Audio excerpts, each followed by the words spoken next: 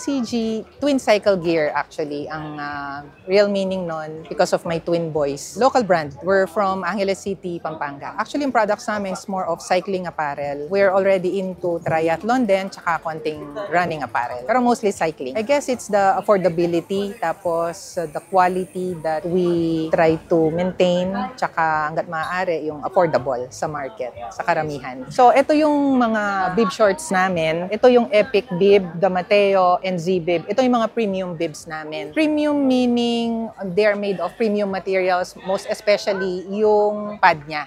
It's endurance pad na.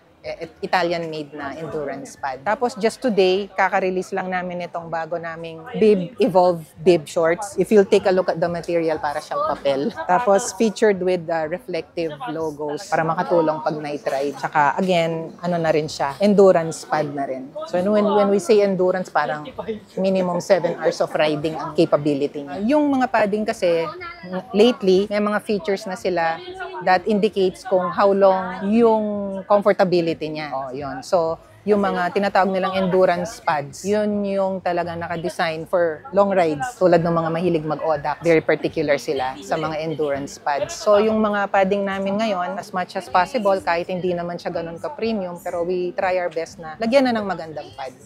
Actually, yung mga latest release namin, ano na sila, seamless. So, yung seamless kasi, ang kinaganda nito, hindi siya nagki-create ng irritation around the legs. Pero for some, they still prefer yung power band na tinatawag. Pero lately, mas na-enjoy na ng karamihan yung seamless around the legs. Ito yung example ng mga Mateo. Yung Mateo bib namin, example ng may power band. Customized na rin yung gripper niya na tinatawag. So, meron na siyang logo. Meron kaming mga basics. Ito yung mga mid-level bibs namin. Pinakamabenta actually. May bulsa na rin. Ito, at the same time, seamless. Pero mid-level. Yung pad niya, mid-level. Pero okay na din, di ba? Mas affordable. May gender-specific kaming bibs. Ito, mga pambabae. Ito. So, we call this the Lauren bib. Ano siya? Female-specific na bib shorts. Tsaka ito pa. Meron ding mga colored. Tapos, going to the cycling jerseys. Ito yung mga popular namin ngayon. Yung mga graph art jerseys. Yung mga very flashy and fun designs. At the same time, we still maintain yung mga minimalist designs at saka yung plain. Ito yung latest namin. Kaka-release lang namin today, the Evolve jersey. So may ventilation feature siya. Plus yung mga logos niya, like yung iba naming bibs, may ano na siya, reflectors. Plus of course yung long sleeves para sa mga ayaw umitim and a lot of other stuff. So basically, bibs and jerseys. Actually, ano rin ako, hobbyist, nagbabike since I was single.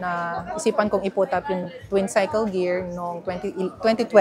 That's quite a long time ago. Oo. Nag-evolve din. It's a process. Pero I'm happy na naabot namin to at maraming nagsusupport sa amin. Meron kaming ibang naka-markdown na mga jersey saka bibs. So some items on markdown. Meron kaming Facebook page. So search nyo lang kami sa Twin Cycle Gear sa Facebook. Meron din kami sa Instagram. Also sa Shopee. So pwede silang mag-purchase sa Shopee. May physical shop kami pero nasa bahay sa Angeles City, Pampanga. So you can message us anytime.